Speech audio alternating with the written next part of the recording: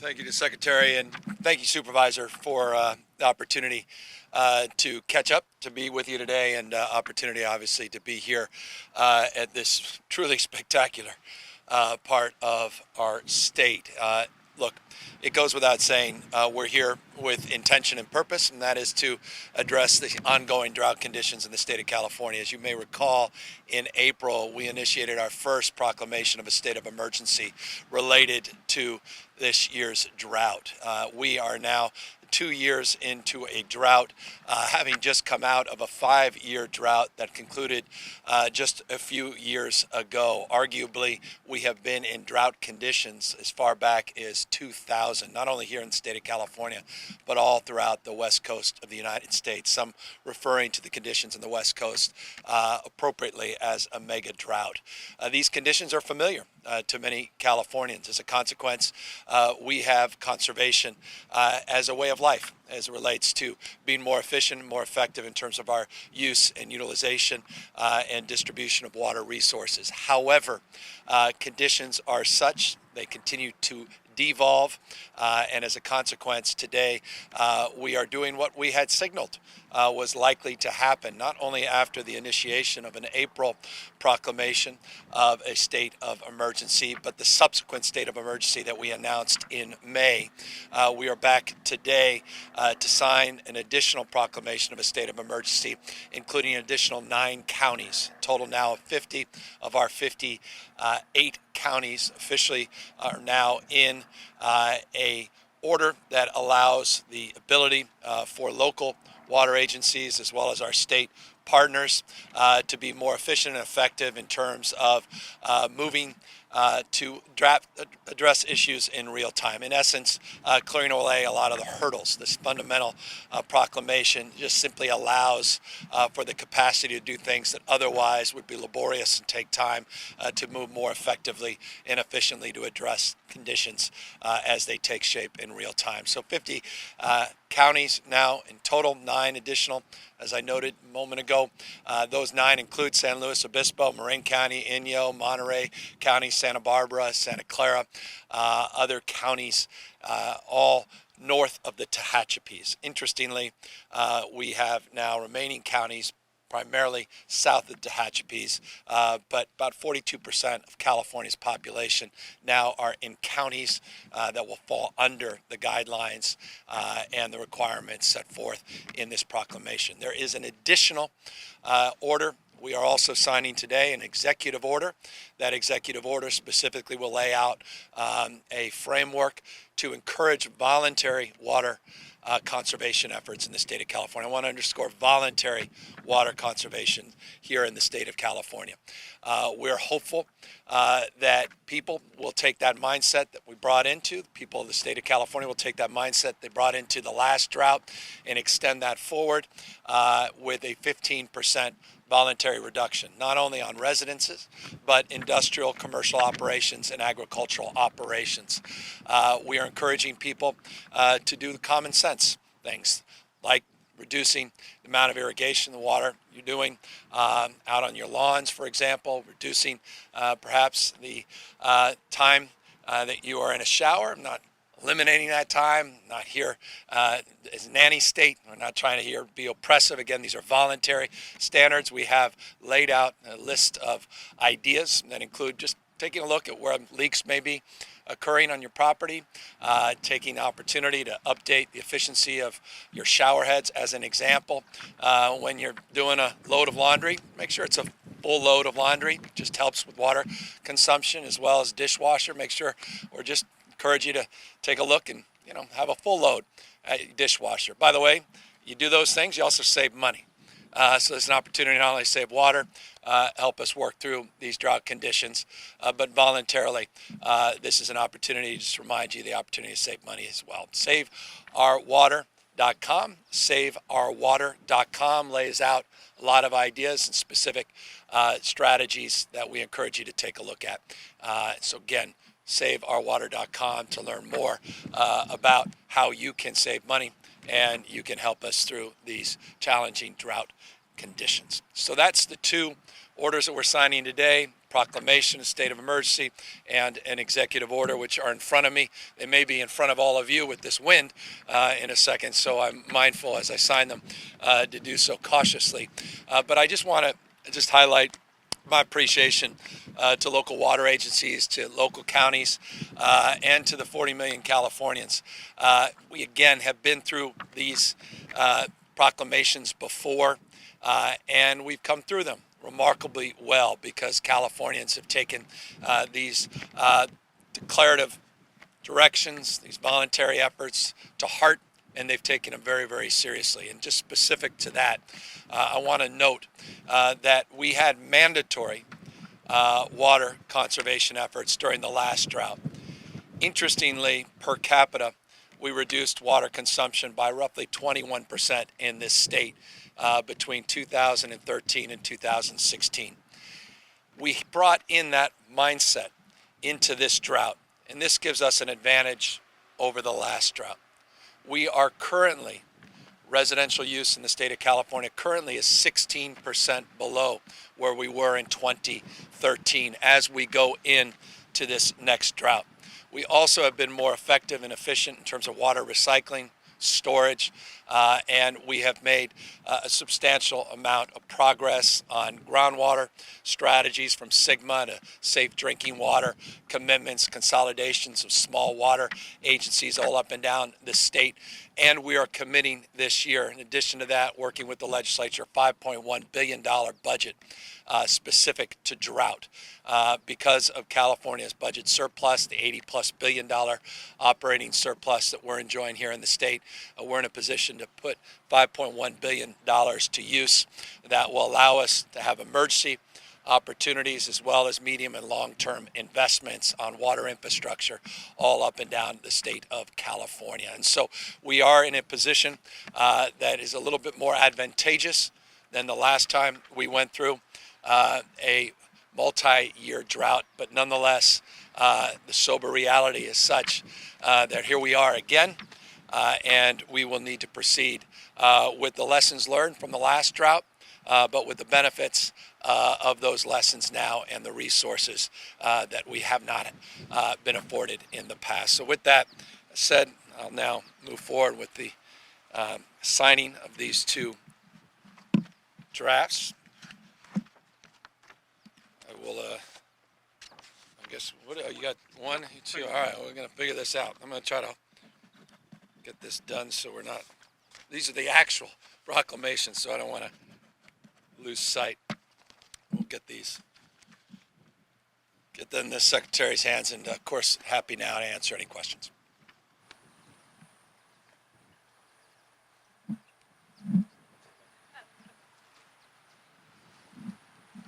Hi, Governor. You alluded to SGMA when you were just making your comments. Obviously, that's huge here. We have a critically overdrafted basin in Paso Robles.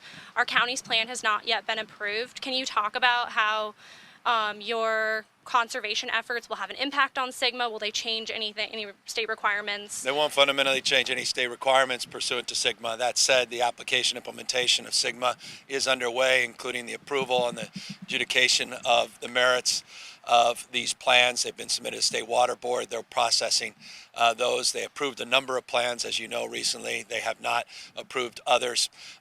And so we are committed to the cause of doing more to advance the implementation and the application of those rules. It's a long overdue in the state of California. I applaud the previous administration, legislature as well, for their foresight in advancing that cause.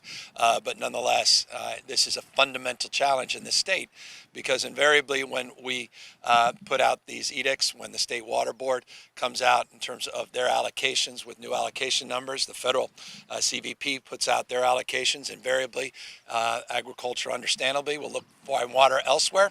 Usually that's underground. You see subsidence now in some parts of the state where literally we're pulling so much water out that the ground is subsiding, it's collapsing, infrastructure is being impacted. So the overdrafting of that precious water is occurring. And so we're mindful of that, and that's the purpose and the cause, of course, that we're advancing with SGMA.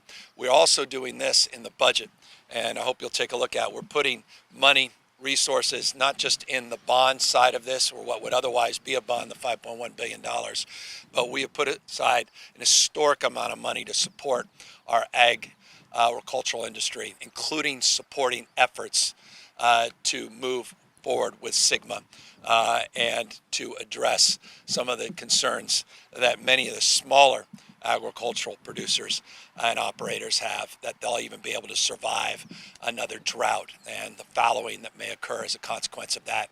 Other resources, grants, technical assistance, all part and parcel of the overall budget. Hi, Governor. So obviously, as you've said, we have several water basins that are critically overdraft, and while we have that, we also have this competing demand for housing in California, and local governments are there's been bills that have crossed your desk that you've signed that incentivize affordable housing and so forth. And so we have these two competing demands of the need for water and the need for housing. How do you expect that challenge to be met through your office in the coming years? And I realize that might be an impossible question, but what can we do with those two competing demands? I mean, while they may be competing, I don't see them as particularly challenging in the context of the aggregate, the totality in terms of water supply in the state of California. Remember that the vast majority of water consumption is natural as well as agricultural use, not residential use. The overwhelming percentage of total water consumption falls in that category, not in the residential space. Our ability to efficiently apply strategies to reduce water consumption in residential communities is well established here in the state of California. That per capita consumption, again, as I noted, is down substantially from 2013. As it relates to our strategies in terms of density bonuses, in terms of efforts to focus our housing around, strategies that address environmental concerns, not just the issues of water. I think California has been a leader in that space. We have a lot more work to do, but I don't see that necessarily as conflicting an issue as others. That said, there are large-scale developments in rural parts of the state where that becomes a dominant issue. But when I look at a state of 40 million, and I look at housing policy broadly, and I look at density bonuses around transit corridors and strategies pursuant to SB 375 and other strategies that we've established in the state of California, I think we can achieve our long-term goals as it relates to water and our long-term goals as it relates to housing production. One more question. So you are asking for voluntary reductions of about 15%.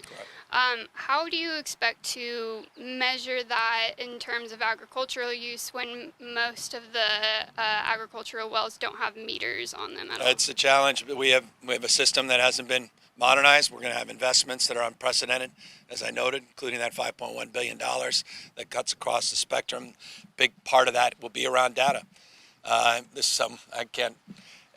smiling, and I'm sure Wade is as well. I can't tell you how many conversations we've had in the last 6 months specifically to your question.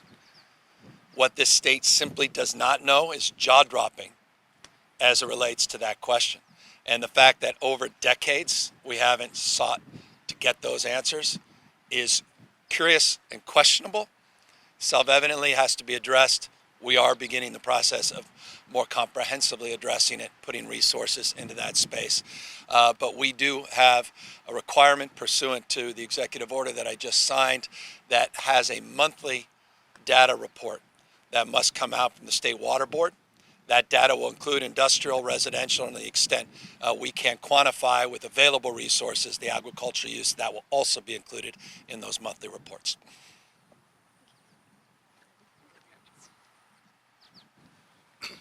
In regards to the drought and the years of drought that we've had here in California, are there any long-term plans about maybe creating more basins or more ability to keep and save water?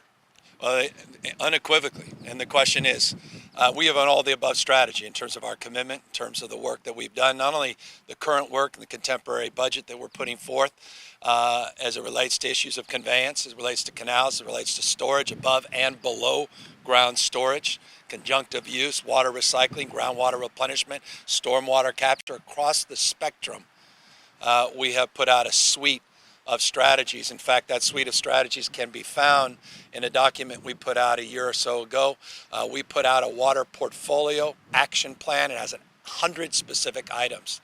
As you may know, we also passed a bond a number of years ago, and we are prioritizing the first above-ground storage facility in California in decades, up and around Colusa County. It's an off-stream storage facility that has been partially funded through the proceeds of the last bond that included roughly $2.5 to $2.7 billion for such projects, large-scale storage projects. So across the spectrum, including brackish desal, more traditional offshore desal, this state is looking to advance our efforts with commitments we have not made in decades and resources that have not been available for decades.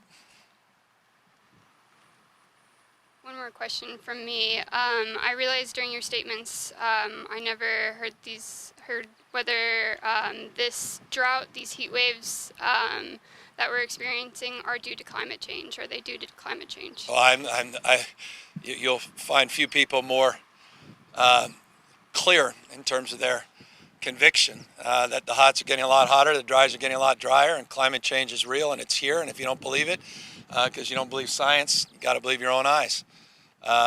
Is climate-induced impacts, not only as it relates to reservoirs, and by the way, we're at a reservoir at 34%, Folsom's at 35%, 40%. I think even Shasta's down below 50% at 47%. And this is jaw-dropping. What's happening in the west coast of the United States, the heat dome that we incurred in the Pacific Northwest, happened up in Canada, 119-degree temperatures up in Oregon, Washington. World record-breaking temperature here in the state of California, 130 degrees, Death Valley last August, projecting 128 this weekend. Those are the effects of climate change. It's here, it's real. It's human-induced, and it's happening. The acute impacts are happening decades before even the scientists had predicted. I just have no patience for science deniers in terms of climate science. None, period, full stop, none. I think in the state of California, we have moved beyond the debate, and we're working on the application to address and mitigate the impacts, become more resilient, and dare I say, future-proof California. With that, I will move on. You won't have to watch the hair flipping in the air any longer, and look forward to talking to my staff about all that a little later. But I'm grateful y'all took the time to be out here. Supervisor, always great to see you. Thank you for being here. Thank you for all your hard work. And I appreciate that you are moving forward with your county efforts next week, and this indeed is timely. To those that asked a question rhetorically or maybe watching at home, what about the other 8 counties? We've said this. We've been crystal clear in August, or rather in April and May, and I'll be clear again today. This is targeted. We are looking at hydrology. That's guiding the determination. Decision-making is rich counties that will be brought under this proclamation of a state of emergency, though 50 now are in that state of emergency. I imagine it is a question now of time whether those others will more quickly soon enter into the fold as well. With that, grateful for the opportunity to highlight today's announcement. Thank you.